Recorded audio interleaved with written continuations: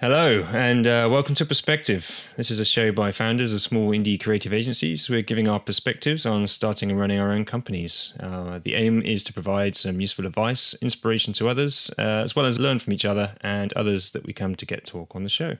This is our second episode. My name is Jon Dan. I'm a director at Every Interaction, and with me I have Dan Gent. Hello. How you doing? Not bad at all. Excellent. Dan is from Lighthouse London. We are lighthouse.com. Yes. I'm never quite sure which way around to do it. Either way. Either way, okay. But with confidence and pizzazz. And what confidence will come with time, Dan. All right, and today's topic, after episode 1, we just gave a bit of our background and history, where we came from, how we got to starting our own agencies. Let's go back and listen to that if you haven't already. And today we thought we would jump into the deep end and start talking about money. Right, so you want to talk about money straight away, episode 2. The focus of which will be how do we charge our clients. Mm-hmm. So I guess when a new client comes to you, Dan, they find you via whatever way they find you. That can be another topic unto itself. Mm-hmm. But a new client comes to Lighthouse. Who do they speak to first? Who's the guy who answers the phone or the email when they get in touch with you? These days, pretty much always me, unless I'm not in the office when the phone rings. In the past, it's been whichever one out of Tom and I got to the phone first, okay, or got to the email first. But yeah, these days it's me because I'm trying to keep Tom less busy because he's the talented one. Yeah, I'd say it's the same with us, actually. I mean, you've got to assign that responsibility to one person in the business, and in ours, that's me as well. It's good to have one. So you start your conversations with the client, and those early conversations usually revolve around what it is that the client's looking for some help with. Mm-hmm. And then you just determine whether that's something that you can or are willing to help with or not, whatever the case may be. Yeah. At some point during these early conversations, the topic needs to turn to money. And do you wait for them to raise that? Or is it something that you introduce early on in the conversations in order to get that topic out onto the table? Yeah, I suppose that's changed a lot as we've gone along, and it's gone back and forth between how early we'll talk about money. I think at first we probably didn't talk about money because we didn't want to scare anyone off. And then as we got kind of busier and grew, I expect we were desperate to know if this phone call was worth our time because we were so busy. So generally I'd talk about money before we'd even, if someone emailed, I'd talk about money before setting up the call. Mm-hmm. And these days, I think because I'm back with more time to do new business, it's almost like the money conversation is now a tactical thing. So I don't have to have it straight away. I think also because we're a bit maturer, we get less people with no money. Do you find that, or do you still get the same amount of people with no money? Oh, we definitely still get a lot of inquiries from people with no money. It's just that I think the ratio of people with appropriate budgets and inappropriate budgets is more even these days, whereas in the past it was always much more a higher percentage of people who really didn't have the funds to achieve what they were trying to achieve. And I think the point about maturity that you made is also a good one, in that the more good work that you do for more recognized brands, the more people will look at you with different eyes and have a greater understanding of the level of work you've done in the past, and perhaps have a better idea around what you might cost before they consider approaching you. Sure. So one thing we've tried to do recently on our website to try and help this is we've put a drop down onto our contact form asking for a budget range from clients. Do you? Yeah, and the minimum value that we've put in that drop down is less than 10k. And generally speaking, most inquiries that come through with that level of inquiry will go into the instant reject bin. Excellent. Man, I'm always contacting you with that. That's not why you're not replying. Well, it doesn't, not instantly. There could be some exceptions, but yeah, it's good to get an idea of how serious people are, and those go into bands that go up very quickly. Also, on each of our case study pages, we don't talk about rates specifically, but we do talk about time. And quite often on a case study page, we've got like a small statistics section, and we will say this took 500 hours or this took 1,000 hours, and show like an approximation on the number of hours. And then people can sort of in their head think, well, these guys must be charging at least this. Yeah. Even if they're drastically underestimating it, and then they see the sheer volume of time involved in getting something live. That is good. Then they sort of do that fag packet maths and get to the point where they have an understanding of what they think we might cost a little sooner. Yeah, okay. I think these days I'm worried if the person contacting me is talking about cost, because I think I'm willing to take these days the ones that haven't got a lot of money when you end up digging under the surface, for the ones where actually I'm using price almost as like a trading card. So on a good, if it's a good lead, it's almost a reason to talk to them again. Mm-hmm. If at the end of the first conversation you think this is a great project, I'll ask if they've allocated budget. I quite like that phrase, because it basically isn't saying how much money have you got. Mm-hmm. It's saying something slightly more sophisticated, and it's also good for you to know if they're if they've done that kind of thing. Yeah. So I think these days I'll ask that. The answer to that is normally, people like to keep their cards close to their chest.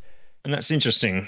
Don't you think that people can be a bit defensive about budgets? And I often find that is unnecessary, because I guess it comes down to experience, right? If the client doesn't have experience in delivering projects, then they're not entirely sure what things should cost all the time. And especially if they're new to it, especially they're startups, they're always trying to save money and get things done on a budget, or for as little money as they can. Nobody wants to waste money unnecessarily. But I get when you're dealing with clients who have a lot of experience, they've delivered a lot of projects, they've worked with a lot of agencies, you often find that budget conversation is a lot easier. You just outright ask them, what is your budget? And they will tell you. Yep. Because they have a very clear idea around what things actually cost and what they should be able to get for that budget. Yep, I agree with that. I think it's fairly easy to tell if someone's going to know that, I think, from the conversation often. Yes, I agree. And I suppose maybe this is a product of being more experienced, is that I can now guess how much money people have got fairly accurately from how they make contacts, the sort of things they talk about. Mm-hmm. And so then that's why for me what I'm going to give them as a ballpark or a more accurate cost is then now something I actually can use quite tactically to say the first conversation will finish with how much is this going to cost? And it's a chance to say, if you feel they're going to have a decent budget and that you want to work with them, it's a chance to say, let me go away and come back with a relevant case study, something else, and that ballpark cost you want. Yep. So it's quite a nice way to have two interactions with them, when maybe I think we used to give everything right at the beginning. We used to say, here's what we cost, even on ones where there was budget. We'd say, here's what it might cost, and da-da-da-da-da, and there you go. You've got everything. And then there's no reason to go back. And in that client's, the space, the time between the first time you talk to them and the second time, they'll have talked to other people, requirements might have started twisting a little bit. And I think you can, by going back in, even a week later, it's like cost can be a tactic to talk to them again, which can be quite valuable. But I think that's only something I've started doing fairly recently because I can. Yes. I think definitely before that, I I was with you, which is, or with what you're describing, which is, you really wanted to like qualify the people very quickly because there's so many of them. Yeah, I'm in complete agreement with you. I don't think that we try to qualify leads early either. I mean, what we're trying to do, I guess, is not waste our time, or not waste too much of our time with leads that really aren't going to go anywhere just because they don't have the money to afford us. Right. What we're really trying to do, I think, is stop repeating mistakes from the past. So we've had clients come to us previously with a brief for what was a very large piece of work, and because of what we realized to be the scale of the piece, we put a lot of time into a proposal document for that, up to a week's worth of work. It turns out they had nowhere near the budget. And, that can really sting, especially when you're a small agency. And it happens a few times, you've been burned, you don't want to repeat it. And to me, that's the real reason we're trying to qualify leads. Not quickly, but within reasonable time, given what they're requesting. Yeah, okay.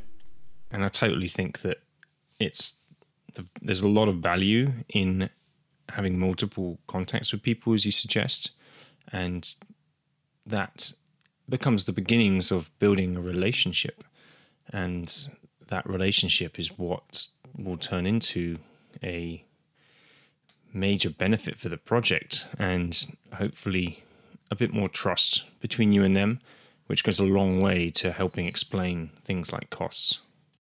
Yeah, some people, a lot of people just don't know how to. You've kind of got to guide them through the process of how to work with you.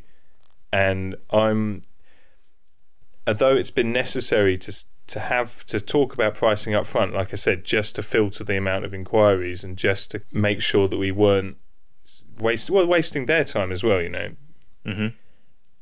And I think you've got to talk it every now and again. I think if someone refuses to say, if I think someone hasn't got enough and they're refusing to talk about it, I'll often just follow up with an email saying, here's a ballpark, next step would be we have a meeting. And 9 times out of 10, that's that. And how do you come up with that ballpark? Is that just experience, finger in the air, based on past projects? I just make it like £1 to £100,000. So it basically encompasses any project. No, I do go wide on it though. Yeah.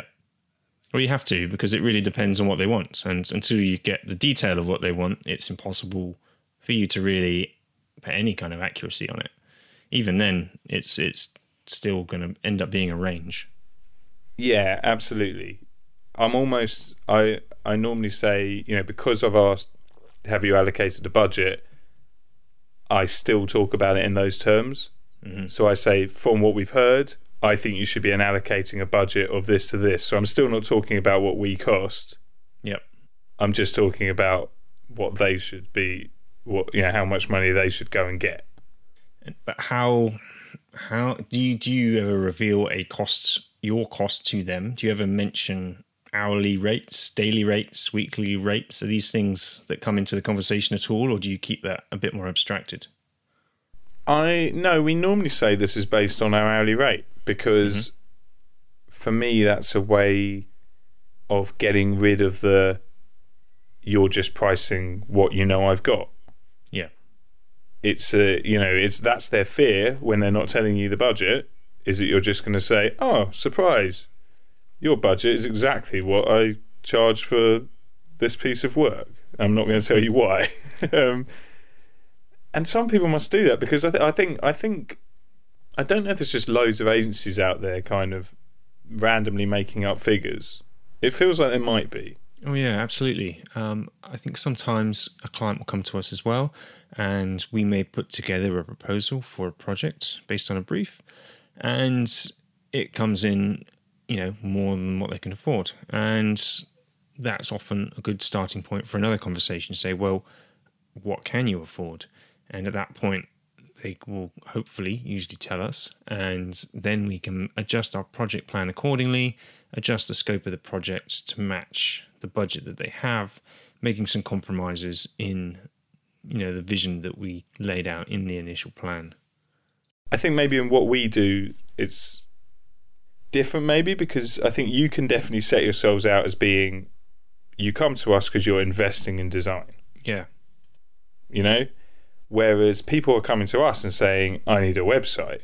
And the amount of money you need to spend to get a website is just, there's such a vast variety. Yeah, I mean, people come to us because we're experts in user experience design, and that's exactly why they've come knocking on our door. But with what we do, it's one of those scenarios where the more time we have to put into the work we're doing, the higher the quality the final output can be. There's no set amount of time to say it takes this amount of time to solve this problem, do this design. Yeah. It comes down to iteration, rounds of iteration, how many of those you can get, how much testing can be involved, and how much of a data-led approach can be used to back up the decisions you're making. Well, I suppose there's a point at which every pound isn't having any impact anymore, isn't there? But that's quite rare that someone's going to... It depends on your scale. So if you've got hundreds of thousands of users, then the smallest of changes can make a large impact. You look at something like Amazon, when they talk about shaving off microseconds off of a user journey, it saves them millions of dollars a year. It's true. And it depends. It all depends on your scale. It's all relative. So, I mean, we like to do our work. We're very big on iteration and doing lots of rounds of changes and progressing an idea through lots of different rounds. And to do that, we've got to be given the time to do it properly.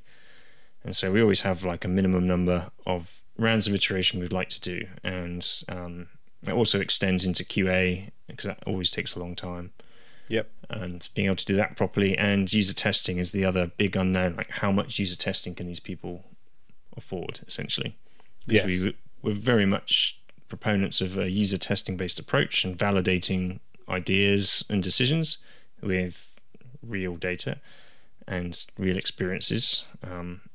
But in order to achieve that, you need to be given time. It's like an exponential curve, I guess. Like, you can learn a large percentage of the major things you're going to learn with a small sample size and a reasonable amount of effort. But the more you put in, the more results you're going to get back out.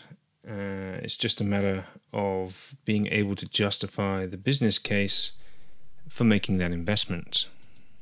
I think that's right. I think it's similar for us, although I suppose the deliverable for us is being a website can fulfill its brief at lots of different points in its life, and but it is the same for us, and the work that we actually get involved in, it is the stuff where you're investing money for us to work more on this and come back to you with something that's better than you would have got if you'd spent half as much.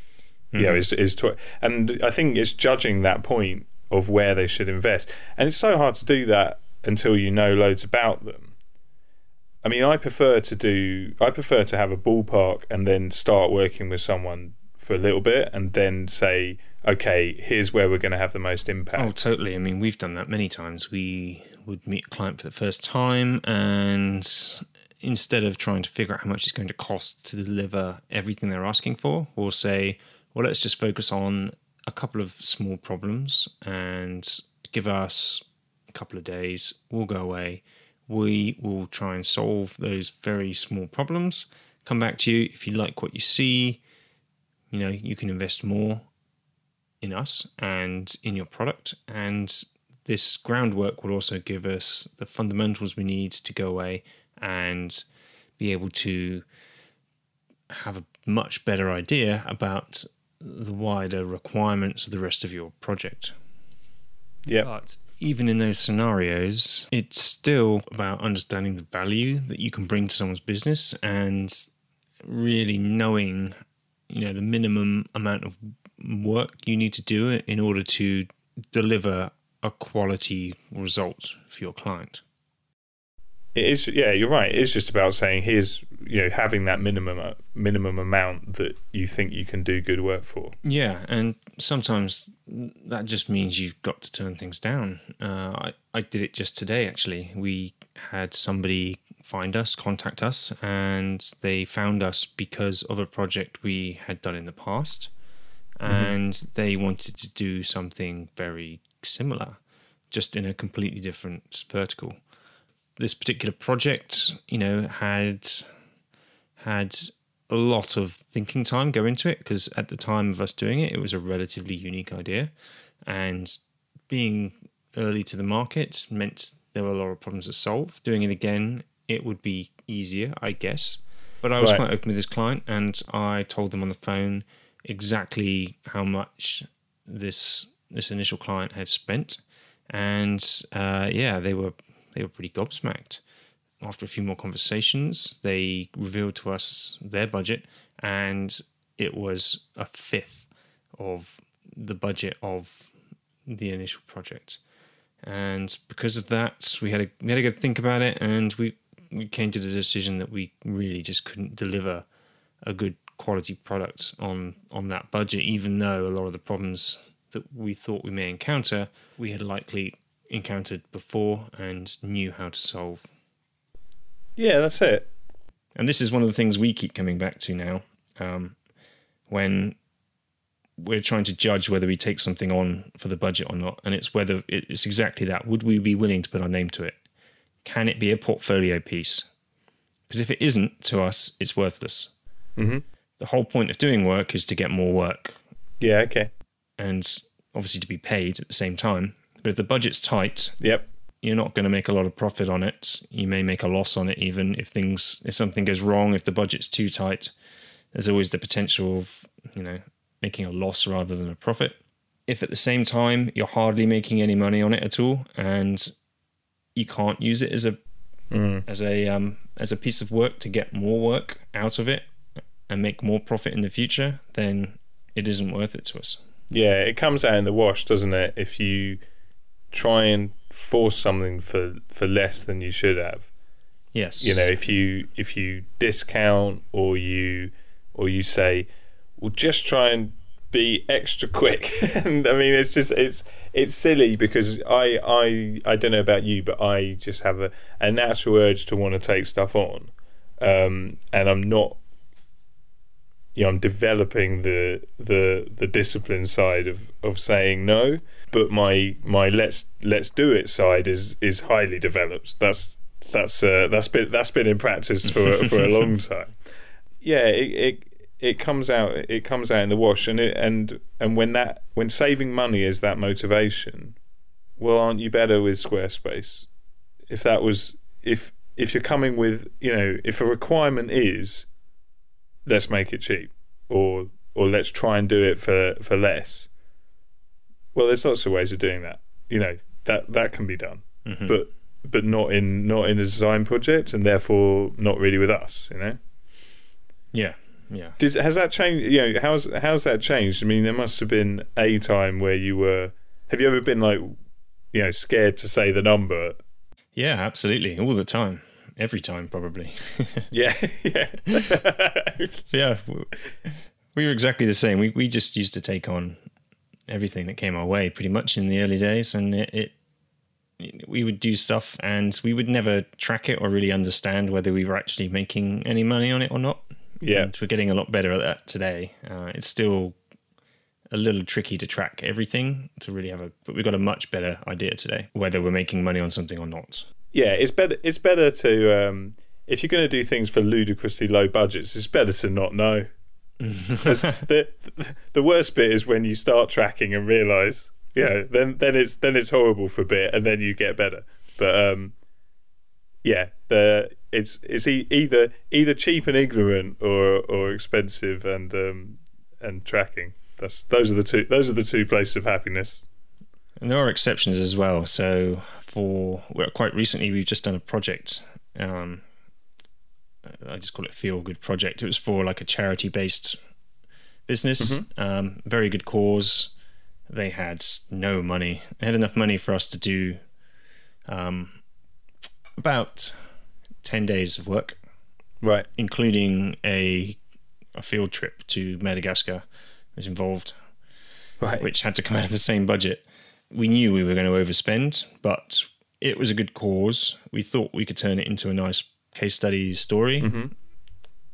It had the feel-good factor, so we were willing to give them, a big discount. And I think in the end, we probably spent 4 times their budget. Yeah, okay. Getting it delivered, and there are still a few bits to finish off, actually, still. I have heard said you should either do it at full rate or you should do it for free. And that's kind of, I have no idea. I mean, that's a nice little soundbite, but and I've certainly never done anything for free. But I do get where it's coming from. That you either go, we should do this. They haven't got enough money, but whatever. Let's do it like a normal project. Set its own budget and just do it.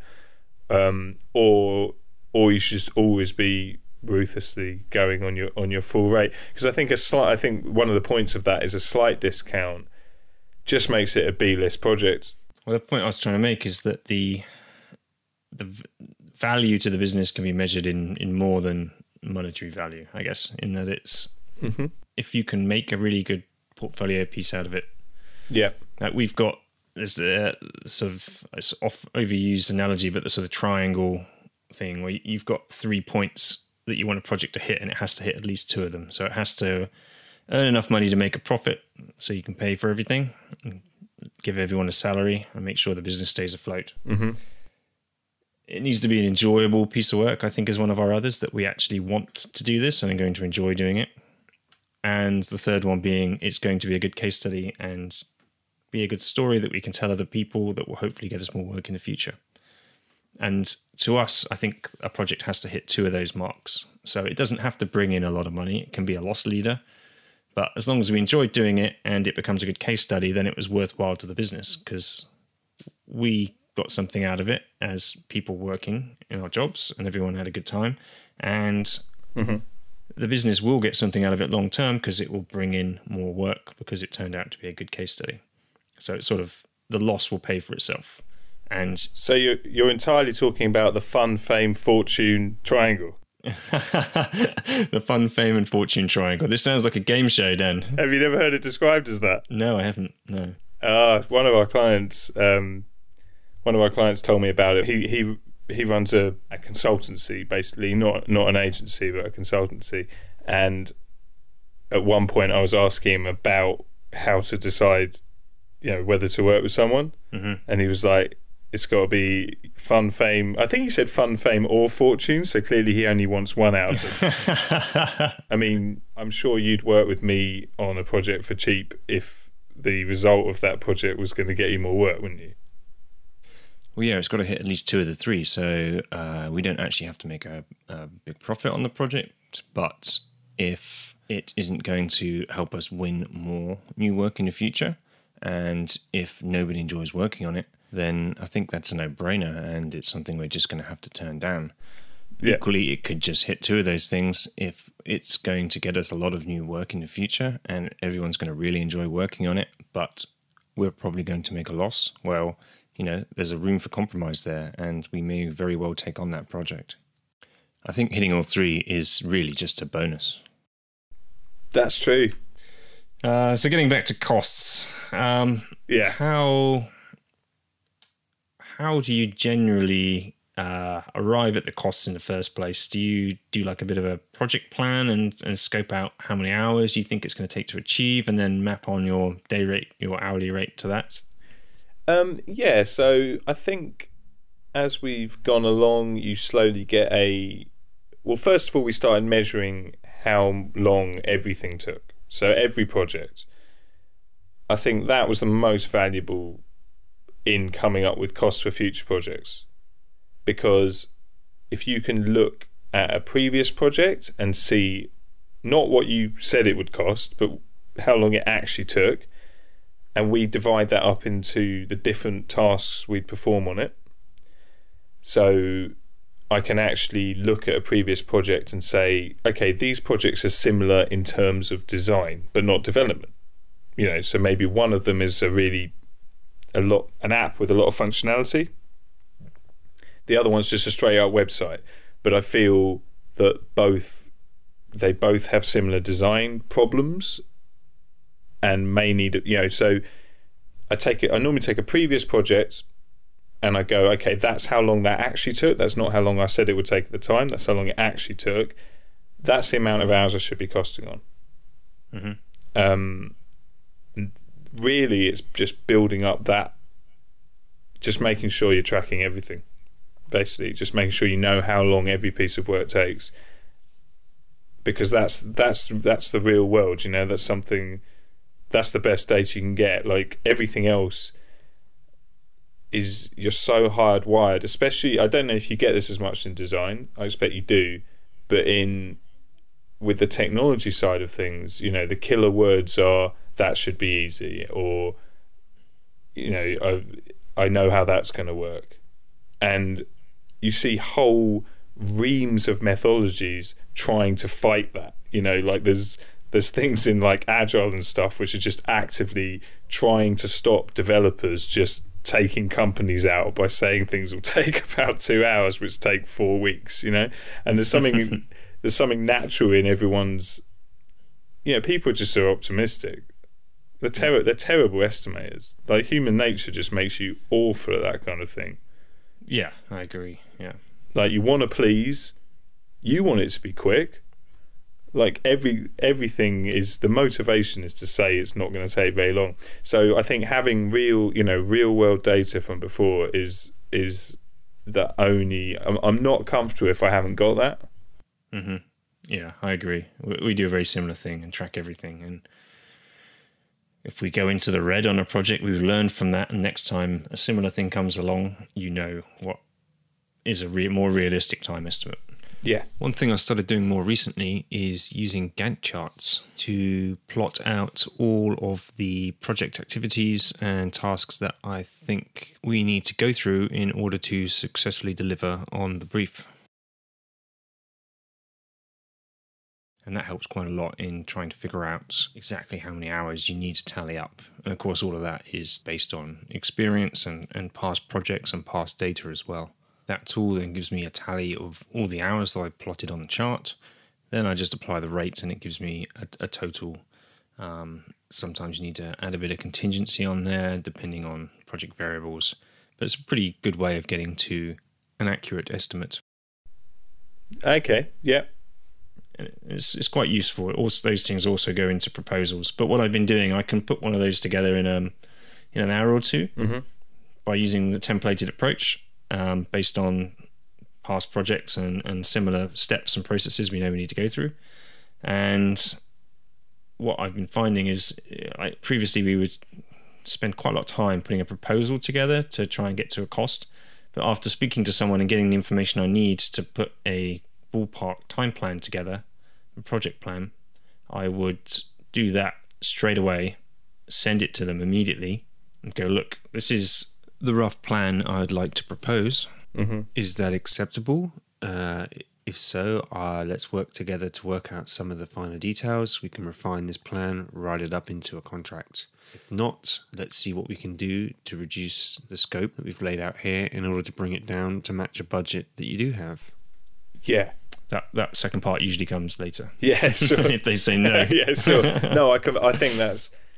Yeah, I think that's something that we've learned as well, is you want it to be a discussion, and if the first time someone sees a cost is in a proposal, then you're leaning too heavily on that proposal to, I'm sure we'll do a show on just proposals or just how we win work, but you can't lean too heavily on a proposal. You can't be like, this is us and this is the project and this is everything and it's the first time you've seen the cost, but I'm going to write loads in the proposal to explain the cost. It's like, no, that's just, someone's just going to have to misunderstand one tiny bit of it and it's done. So I think exactly, like, having the costs as a conversation is really, really healthy. Do you? I wanted to ask you about when you're giving these costs. Are you ever going? Here's your fixed price. Yes, sometimes. Once we've done the project plan and once we've got it to a point where we're both in agreement that it covers everything they want for a budget they're willing to do, that's, to us, we can deliver that on a fixed cost. And that gives us a set amount of hours that we can work to based on the plan that we put in place, that we will stick to and deliver that. Having said that, with fixed costs, you've got to be quite careful and guarded to an extent. You've really got to plan out your project in quite a lot of detail. You've got to put all of that detail in the contract, and you've got to stick to the plan. You need to put in things like caveats for what happens when things go wrong. We always talk about risks to the project and the things that could delay timelines or create more work for us that would fall outside of that contract. And you have to have terms in place to cover that work that you may have to do and how you would go about doing it. And is then hours what it's about for you? Because I suppose what's quite interesting with that is, surely a design problem could be solved quickly. It could take longer. Yep. So who gets the benefit of that? Is it you for solving it quickly, and therefore it's still 100 hours to you, client, or is it great? We've now got more time for other stuff. Now this comes down to the problem, how complicated it is to solve. Yeah. Based on our understanding of what it is. Obviously, there are unknowns that you can't account for, and you have to plan in a bit of contingency at all times. Generally, we aim for the sort of 20 to 25% range, depending on the complexity of the project. A bit of contingency time has to be in there, and we always use it. So we should probably up that, to be honest. Yeah, I was just thinking as you started talking, and I thought the scenario I've described just never happened. We did it. It was easy. Yeah, and this is that point I was going to earlier with the rounds of iteration. Like we always put in enough rounds of iteration that we think we're going to require to get to a solution we think we're going to be happy with based on experience of past projects, similar problems, or something in a similar ballpark. There's always something similar, even if it's a revolutionary new idea that's never been done before. It has parallels, and from experience of having done this for as long as we have, you get to know roughly how much time you think you're going to need to do it properly. And the price you give, you either, I guess it's possible, you can do it quickly and make more profit, and you would probably deserve that profit for doing it quickly and having the expertise and skill to do so, or you use all that contingency time and all the rounds of iteration and get to the same place just using more time. I guess it comes down to, sometimes when you're trying to solve a problem, you can crack it first time, and then you do a few little tests just to make sure, explore some other ideas. But the second thing you did, you've nailed it. Other times it could be the 20th thing you do. Yeah. The first few things you could think are great. You come back the next morning, you look at it, and you just, oh man, this isn't right. Yeah. I've just spotted this problem, or this is going to cause this type of problem. Or sometimes you can't see it at all. Sometimes it's not until you've done some testing and you've actually watched a user try to use what you've designed and realize that it doesn't make any sense to anyone but you. Yeah. Which happens more often than you would think. Yeah. And no matter how experienced you are. And it's about putting in enough time to do those things. Otherwise, you're not going to have the luxury to solve the problems to a standard that's you're happy with. And that's what it comes down to. Agreed. And so it is a risk when you're putting a fixed price to stuff. It's always a risk, but so many of our clients need it. Yeah. We have worked with people in the past who don't need it. Like they've got pretty deep pockets and they really like what we do, and they prefer the approach of just being completely agile, and they just use as much of our time as it takes to solve a problem. Yeah. Okay. And that takes a lot of trust. You've got to build a relationship with the client to get to that point. But we have a few clients who work that way, and we love working that way because it means we are guaranteed to solve the problem to a standard that everyone in the team is happy with every time. Because we can always put more time into it and solve it. And we could be on iteration 3, we could be on iteration 30. Yeah. But the important thing is solving the problem correctly. Yep. And that is an amazing luxury to have. And I guess that's one of the benefits you see from designers who work client side, right? People who call themselves product designers, people who work at big companies, they get to work in that way because it's the luxury of being in-house. As an agency, you've got to deliver on a budget generally. Yep. And I guess it's a much rarer privilege to be given the same affordances as in-house designers. And basically, it's not a blank check, but it's being given the time to do things properly. And that's a nice position to be in when you can get it. Yeah, absolutely. Yeah, okay. And I suppose that, I think, for a moment there, we did go like hourly billing, no fixed price. I think we hit a point where we were, just like worried about cash flow, and we just thought, what if we could just bill everyone every month for all the work we'd done? So for about 3 or 4 months, we just did that.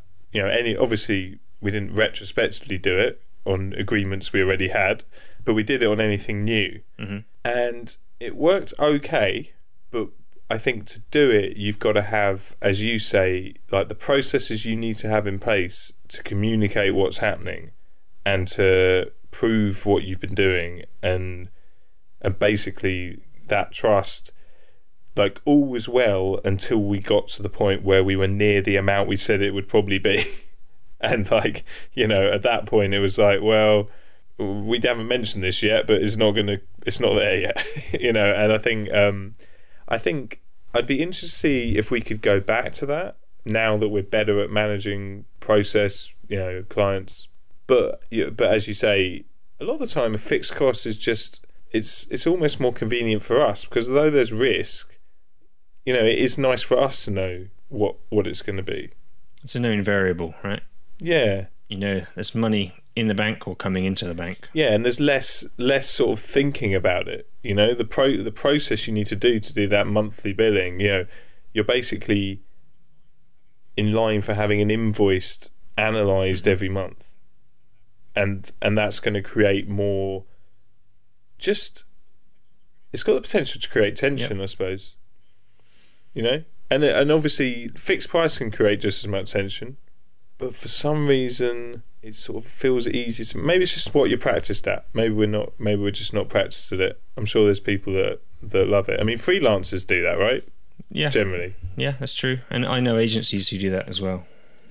They sort of completely agile. They rent out the entire agency to one client at a time, and they do it in sprints. So I think it's in 2-week sprints, and you buy X sprints of the company to achieve something, and at the end of it you'll get an MVP.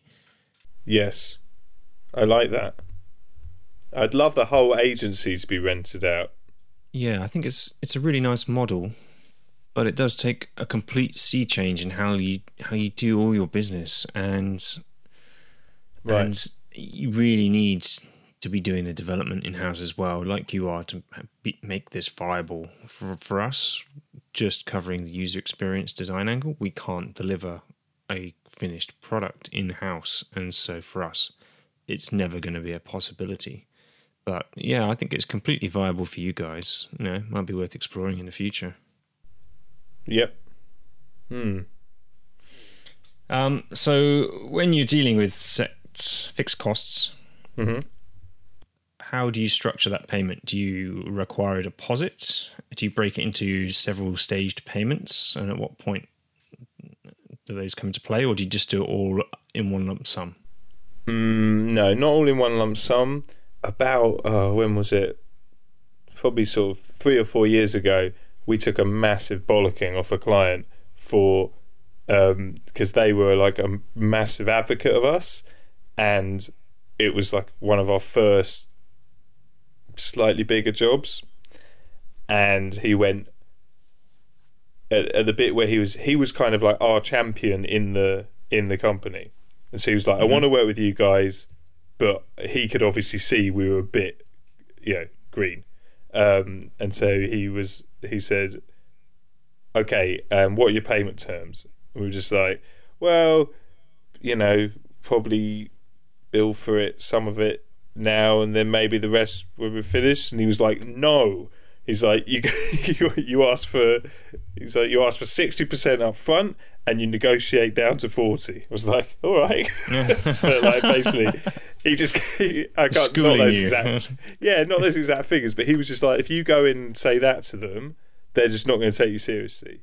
And that was a nice wake up call to actually be told to have harsher payment terms by a client. Was good.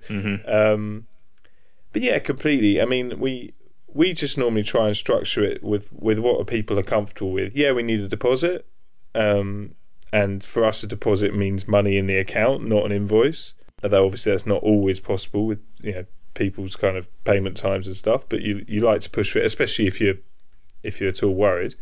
And then just something spaced out across the project. I think one thing we do, which is in our terms, but we're not too strict about, because I think it could be a point of tension, is that I think it's important in your terms to not have payments and milestones together. So we have a payment schedule based on the project schedule. So ideally the first invoice at the beginning and the final invoice is around go live. Yep. But they're not connected. Like the payment schedule is just dates.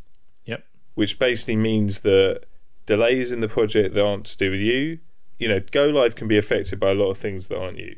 Projects finishing can be affected by a lot of things that aren't you. So, and we'll wait sometimes. If go live is 2 weeks later, then we'll say, okay, fine, we'll invoice on go live.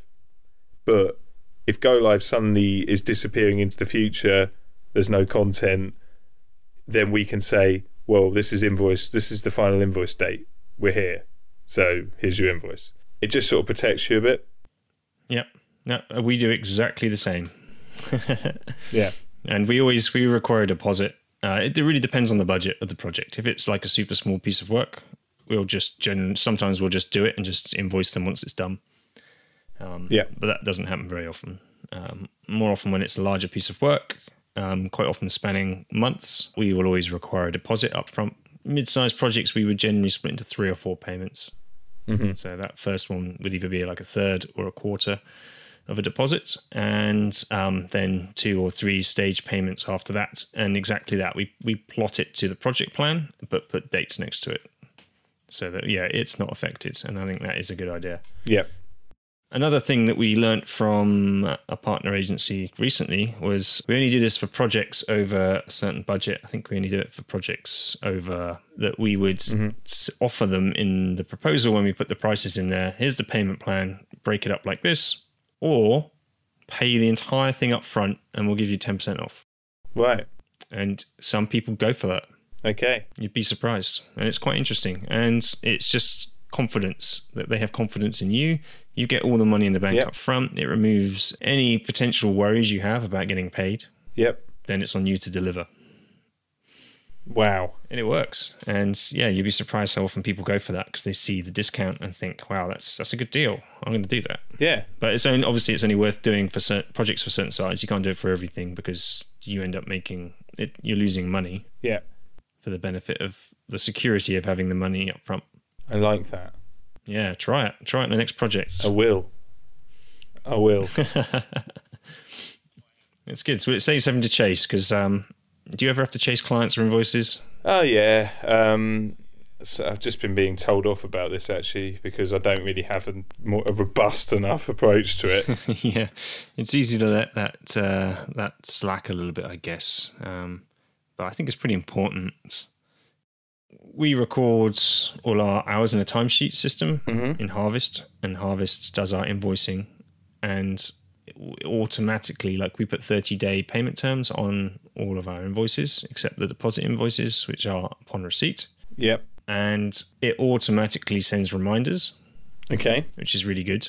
So the account contacts that you have registered in the system will get a reminder, which you can customize, like on the day or 2 days after, and then every X days after that until it's paid, and it will just send them, basically annoy them into paying your invoice for you. I like it. And then in that reminder that we've customized, it says, let us know when you've paid this so we can turn off these annoying reminders. Like it.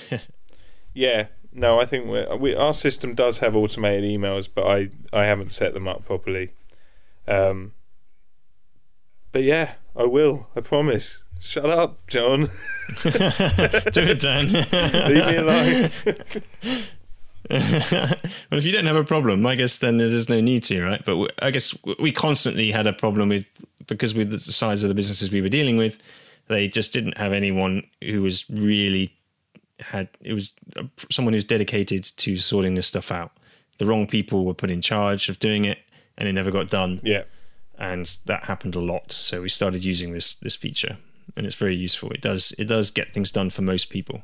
Yeah, absolutely. And another thing we've started doing recently is retainers, which we find quite interesting. So there are clients for whom we work with who have a pretty ongoing need for our services. What that means is guaranteed income for us in exchange for guaranteed resource for them, and also a discount. Yeah, okay. And we usually get to the retainer amounts first by a sort of finger in the air guess, and we will do it for a month. And then at the end of every month, we will sit down and assess how much time we used in that month based on what was agreed in the retainer, and adjust the retainer accordingly to try and match the burn rate. And we will do that for the first 3 months to kind of get the burn rate steady. Okay. And thereafter, we will settle into a quarterly review of that time that's needed. And when do you book that work in? As in, from what you described, could I mess up your business by taking a retainer and then 2 days before the end, taking out a 4-day retainer and then 2 days before the end of the month, or 4 days even, saying you're mine for the next 4 days? So there's 2 ways of using that retainer. You can either book specific dates and say, like, we want the first week of every month or something, the first full week of every month, if it's 5 days that they've booked. Or if they want to be more flexible, then you just have to have a contingency to say, it may take us a few days to be able to give you this resource, but we know it has to be available, so we've taken that resource out of the bucket for the month. So we can usually shift things around, make some compromises, and if we have to work a little bit harder some days just to get stuff done, work a few more hours to service the clients who are on the retainer because they're giving us guaranteed income, it's worthwhile doing. Yeah, okay. Because they get a discount, so it depends on the amount of time they're paying for in the retainer. I think our boundary, from what I remember, I think that we give them a 20% discount for up to 9 days. Anything over 9 days, so 10 days and above, 25%. Okay. So if they book us for 10 days a month on a retainer, they get 25% off our rate, and we get guaranteed work as a result. Yeah, of course. Yeah, we're just piloting something on that front, and we actually just chatted about it this week, where we're gonna do it, but with ours, because people so often want they want like outcomes for us, right? So it's like this feature, that feature, it's often like retainer for us is often more development than it is design. Although a feature will obviously have a design component, the majority of the work is probably changing code. So we're kind of thinking of doing it that you have a certain amount of hours a month, and each month you have a meeting which sort of like not miles off what you do with a sprint, right? Except over a course of a month. Each month you have a meeting to plan next month's hours. It's a sprint with gaps. Yes, a very leisurely sprint, a stroll. Yeah. So yeah, and that means that because often they'll use more, we're finding, and we need to have that adjustment in place as well. We're just trying it out at the moment. It's going really badly. No, it's going well. We're just still finding our feet with it. So we've picked a couple of clients who we think are going to be flexible, are going to like work with us through it to get it right, or at least we hope so. Yeah. So I think we covered a lot there. There are lots of things we didn't touch on, I guess, but I'm sure things will surface in other episodes as we talk about other topics that are pretty closely related to this. Keep some powder dry. Yeah, exactly. Yeah. Oh, there was one other point before we go away. Yes. I think we both have the same opinion on this, and we can cover it very quickly. Yeah. Clients who come to you and instead of offering payment, they offer you equity. What do you do about that? Have you done that? Would you do it again? Delicious equity. We did once as part of a deal on some discounted work, but it was like prepaid work. So it was almost your pay up front and you'll get some money off. Was it worth it? Well, yeah, I mean, I'm rich. I thought that was evident. No, was it worth it? It was for them because they're like one of our favourite ever clients, and I'm kind of happy that I sort of have a small, if not very much percentage in it. But no, that was a very close relationship where that then made sense. Okay. And it was quite exciting, and they were getting, it was their first bit of investment they'd got. You know, it certainly wasn't offered in exchange for money at the beginning. We'd built something by that point and worked with them. Yeah, I mean, I think I get why people offer it, and I don't know if I'm completely, no, maybe I am. Privately, I'm just dismissive of it because, you know, it's not real money. To the client, I dismiss it with an equally valid thing, which is, if that was how we operate, if that was our model, then it would be chaos, and their project would be at such high risk from another one of our many investments, like suddenly needing loads of work because if we did that work, we'd be millionaires. That's essentially what they're saying. It's like, you could work with us, and if it goes right, you'll be a millionaire. Well, if I've got that agreement with several other people, one of theirs could go right, and your project's getting dropped like that. You know what I mean? Because, or the other way round, I suddenly go, well, this isn't going to make me a millionaire. I'm not going to work on it anymore. Yep. So it can't end well, can it? I don't think so. No, we did it in the past when we were a lot less experienced with this type of thing, and I wish we had never done any of it. Yeah. I mean, it was with very close relationships again, and at the time it seemed like a good idea, but the founder of the company was valuing their own company. Yeah. Which obviously they're going to do, which is always the case in these scenarios. And I'm of the opinion now, if they can afford to give their stock away, it's worthless. It doesn't have any value. And they may say their business is worth a million quid, but it probably really isn't. And the odds of it ever being that are probably very low. And which is a really exciting conversation to have with a potential client, isn't it? Do you know how slim the odds of you making any money are? Well, yeah, it's not all about odds. It's I guess it was different when we took it on. It was just the two of us, and we could shoulder the risk. Yeah, and I'd say it was a close relationship like yours as well. Today we wouldn't do it because we've got employees, we've got people to pay salaries for. These are people's livelihoods. They rely on us to provide them with a job and a consistent amount of work so that we can continue to pay them and don't have to make people redundant. If we started doing work for stock left, right, and centre, we can't guarantee that income any longer. We can't take the risk. It's just too risky. Yeah. When does that equity become worth anything? You know, I mean, well, it's a long term game. I mean, I've done some minor investments on the side as well, and you know, everyone goes into these things thinking, 5 years it'll turn around and I'll double my money or more, or get lucky and, you know, come 10x or more. But realistically, they always take much longer to turn around, unless you get super lucky and invest in an Uber at a super early stage or something. But these days, you got no chance in that. No, exactly. You know, it's like if this equity is going to be worth loads, you're right. You wouldn't be offering it to me. No, you wouldn't. You'd be paying me with the money you've got from investors who recognise the equity in your business, because investors know what they're talking about. Yeah. So no, John, I won't. Yeah, I would advise everybody to take the offer of stock with a pinch of salt and think carefully about it, which is ironic because you can't eat it, and that's one of the problems.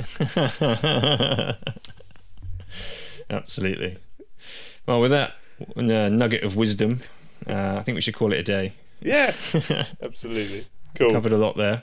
So thanks for listening, everybody. If you have any comments, suggestions, or feedback, you can find the show at perspective.fm. We are on Twitter at _perspectivefm. We're also on Facebook. The link is in our website. We hope to be on iTunes soon. Still going through that process. If we're there by the time you listen to this, please rate us there, because that will do us some favours when we're new. I've been Jon Dark. I'm Every Interaction. You can find us at everyinteraction.com and at Every Interact on Twitter. And where can people find you, Dan? So we are at We Are Lighthouse on Twitter and wearelighthouse.com. You know, follow us on Twitter. There's still some spaces left to follow us, so get on it. I like the strategy. Good stuff. Thanks for listening, everybody, and we'll see you again in a fortnight's time.